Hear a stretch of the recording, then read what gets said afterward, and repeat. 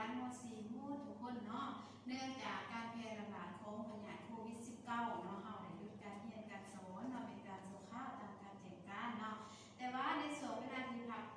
เรียนนี้เนาะอาจารย์ได้มีความเป็นห่วงมาของหลายๆเนาะทางโดยร้ายก็อยากลงลืมบนเรียนดังนั้นเนาะจึงได้มาสอนเนาะผ่านทางออนไลน์ให้ของร้านเนาะแต่ว่ามื้อนี้เนาะบทเรียนเฮาแม่นหมดแล้วอาจารย์จะมาของร้านค่าของร้านทวนขึ้นเนาะอยู่ในบทที่12เนาะบทที่12นี่แม่นประโยคเนาะของร้านเนาะ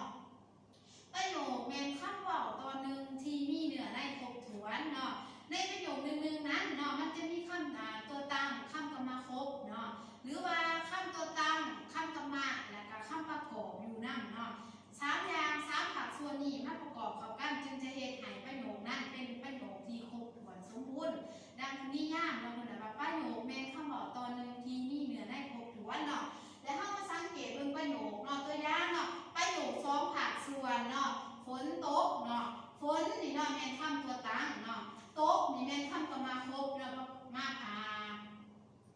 ร่วมกันเป็นประโยคไก่ตอดเข่าตัวนี้จะเป็นประโยค3ผักส่วนเนาะไก่นี่เนาะแม่นคำตัวตั้งเนาะตอดอาจารย์เขียนผิดได้เนาะตอนเข่าแม่นตอดเข่าเนาะของร้านตัวรอเด้อเนาะแล้วต่อไปแม่ไปตลาดเนาะแม่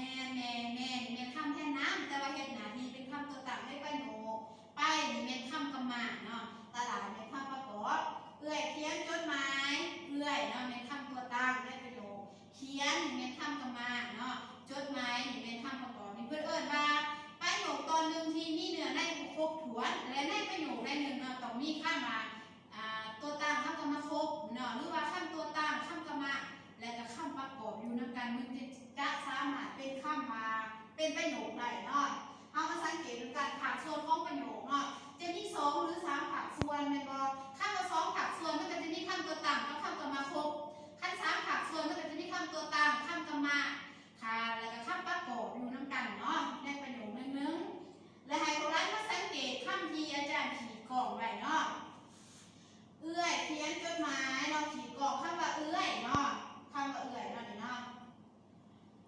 เมนคำตัวตั้งในประโยคเนาะเฮ็ดหน้าที่เป็นคำตัวตั้งเนาะมาเบิ่งเขียนเนาะเขียนเป็นคำกรรมะเนาะในประโยคจดหมายเมนคำประกอบและ3ผักส่วนนี่เนาะมาประกอบเข้ากันจึงจะเฮ็ดให้ประโยคนั้นครบถ้วนสมบูรณ์เนาะแล้วก็เป็นประโยคนึงได้เนาะสำหรับเรียกมอบหมายเนาะอาจารย์จะให้พวกร้านนี่เนาะไปสร้างประโยคเนาะให้พวกร้านไปสร้างประโยคเนาะที่คำแทนน้ำเป็นคำตัวตั้งเนาะและคำน้ำเป็นคำตัวตั้งเนาะอย่างละ3ประโยคหลังจากสร้างแล้วเนาะให้ทายรูปส่งมาให้อาจารย์ตรวจเด้อและเรียกมอบหมายเนาะให้พวกร้านนี่เข้าไปเฮ็ดบททดสอบอยู่ใน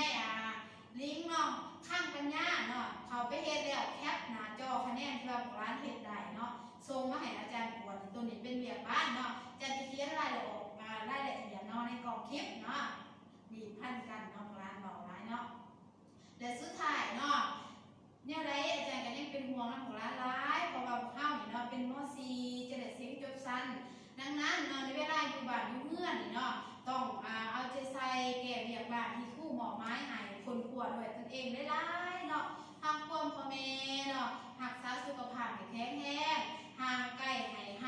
จากพยาธิโควิด -19 นี้เนาะและเฮาเนาะจะได้กลับมาพบกันได้ไวๆนี่เนาะจาก